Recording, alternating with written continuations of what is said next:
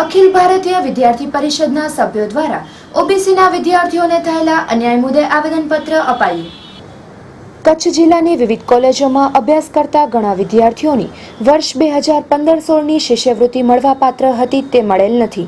ભુજના સામાજિક અને શૈક્ષણિક રીતે પછાત વર્ગની ઓફિસે છેલ્લા 1 વર્ષથી મૌખિક રજૂઆતો કરવામાં આવી છે, છતાં પણ વિદ્યાર્થીઓને આજ દિવસ સુધી શિષ્યવૃત્તિ મળી નથી, જેમાં ઘણા અંશે કોલેજ પ્રશાસનની પણ ક્ષતિ જણાય છે।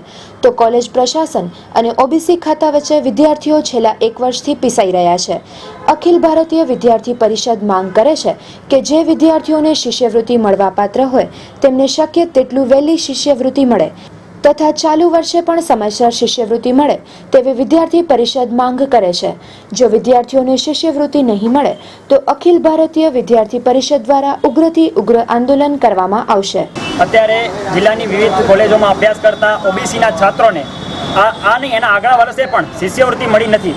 એ શિષ્યવૃત્તિની સમસ્યાને લઈ આજે કલેક્ટરશ્રીને વિદ્યાર્થીઓની હાજરીમાં એક આવેદનપત્ર આપ્યું છે કે આ વિદ્યાર્થીઓ માટે તમે પર્સનલી ઇન્વોલ્વ થવામાં અને આ શિષ્યવૃત્તિ જે આગલા વર્ષની બાકી છે જલ્દીમાં જલ્દી વિદ્યાર્થી સુધી પહોંચી શકે એવા પ્રયાસ કરવાનું આવેદન આપ્યું છે। અમે જ્યારે વિદ્યાર્થીઓ પાસે જઈએ છીએ, હવે તમે બધા સમજી શકો છો, વિદ્યાર્થી કાળમાંથી પસાર થયેલા હશો કે વિદ્યાર્થીઓને વિદ્યાર્થી સમયમાં એટલે આર્થિક એક સંકળામણ હોય છે। આર્થિક સંકળામણમાં પણ એમને જો શિષ્યવૃત્તિથી બાકાત રાખવામાં આવે, એક વર્ષ સુધી શિષ્યવૃત્તિ ના આપવામાં આવે તો આપ સૌ સમજી શકો છો કે વિદ્યાર્થીની કેવી પરિસ્થિતિ થતી હશે। એટલે આવી પરિસ્થિતિ થાય છે વિદ્યાર્થીઓની। ઓછામાં ઓછા 200 થી ઉપર વિદ્યાર્થીઓની શિષ્યવૃત્તિ જિલ્લામાં આખામાંથી અટકી ગયેલી છે, જે આગલા વર્ષની નથી મળી અને આ વર્ષના ફોર્મ પણ નથી ભરાયા, કારણ કે આ વર્ષના ફોર્મમાં જ એમણે માંગ્યું છે કે આગલા વર્ષે શિષ્યવૃત્તિનો વિગતો આપો। હવે આગલા વર્ષે શિષ્યવૃત્તિ મળી જ નથી તો આ લોકો વિગતો કેવી રીતે ભરશે અને આની શિષ્યવૃત્તિ કેવી રીતે આવશે?